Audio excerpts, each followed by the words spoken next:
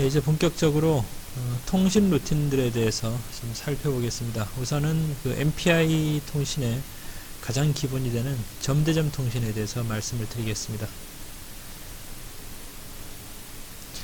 네, 점대점 통신은 이미 앞에서 살펴본 대로 두 개의 프로세스만이 참여하는 통신입니다.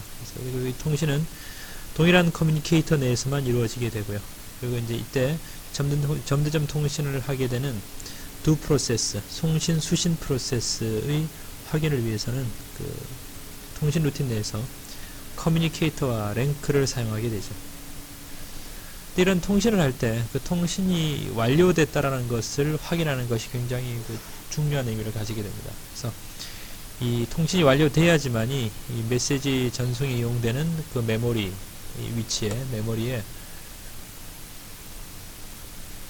안전하게 접근할 수 있게 될 것이니까요. 그래서 가령 송신 측에서 봤을 때는 송신한 변수, 그러니까 어레이 A를 보낸다면은 그 어레이 A에 있는 데이터는 통신이 끝나야지만이 거기에다가 다른 어떤 데이터를 쓸 수가 있겠죠. 만약에 통신이 끝나지도 않았는데 거기에 다른 데이터를 덮어 써버리게 되면은 의도하지 않은 데이터가 통신이 될 수가 있습니다. 또 수신 측에서 봤을 때도 오는 데이터를 받고 있는데 받은 데이터는 통신이 끝나고 난 뒤에부터 써야 되겠는데 통신이 끝나지도 않았는데 그 통신 중인 그 데이터를 가져다 쓴다라면은 미처 도착하지 않은 데이터 자리에 있는 것은 엉뚱한 데이터를 읽어올 수가 있기 때문에 그 통신이 완료된 후에야 그 수신 변수를 사용할 수가 있습니다. 그렇기 때문에 그 통신을 할 때는 그 통신이 끝났다라는 것을 확인하는 것이 중요합니다. 기본적으로는 그래서 이 통신이 끝났다는 것을 확인하고 난 뒤에 송수신 변수를 사용해야 되기 때문에 통신이 끝날 때까지 다른 작업을 할 수 없도록 하는 그런 이제 통신이 있게 되고요. 그런 통신을 블로킹 통신이라고 합니다. 통신이 완료될 때까지 말 그대로 블로킹을 하는 거죠.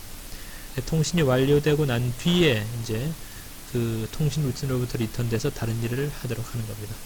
반면에 난블로킹 통신은 통신의 완료하고 상관없이 무조건 이제 통신을 시작만 해두고 그 다음에 다른 작업을 하도록 하는 것이 난블로킹 그 통신이 되는데 이 두 가지는 일장일단이 있습니다. 일장일단이 있습니다만은 실질적으로 이제 안전하기는 블로킹 쪽이 더 안전하고요.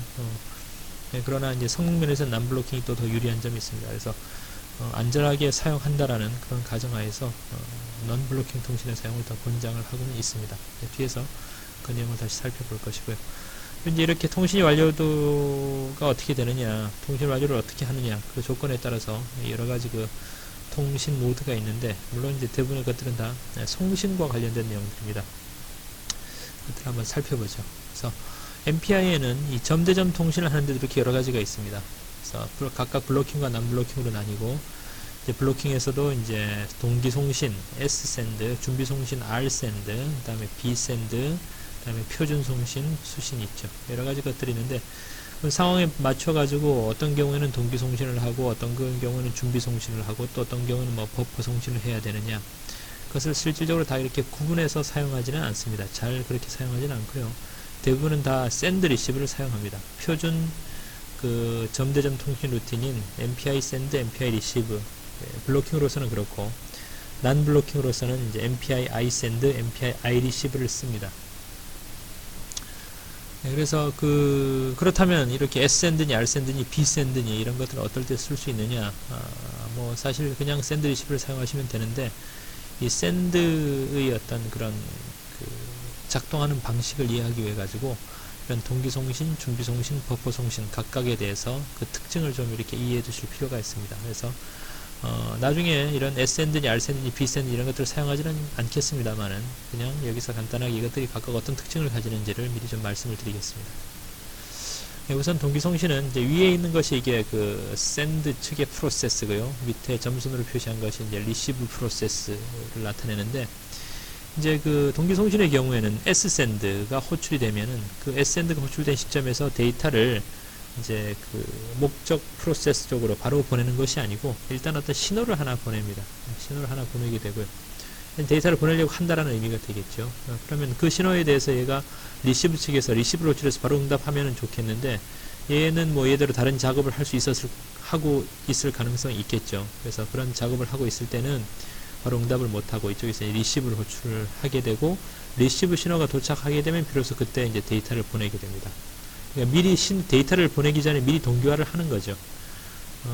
이게 이제 send가 됩니다. 그래서 신호를 데이터가 받을 준비가 돼 있을 때 비로소 데이터를 보내는 것이기 때문에 가장 안전한 통신이 되기는 합니다만은, 얘가 이제 리시브 측에서 신호가 오지 않는다면은 이 샌드 측에서는 무조건 기다려야 됩니다.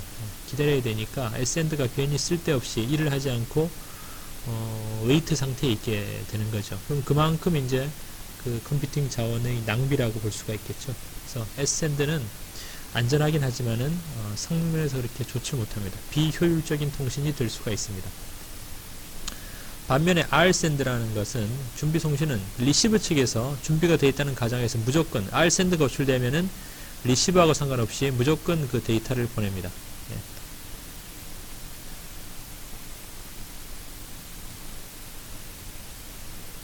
무조건 데이터를 보내게 되고요.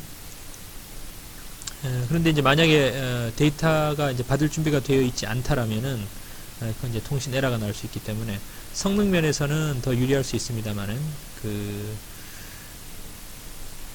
안정성 측면에서는 send보다 많이 이제 떨어지게 되겠죠.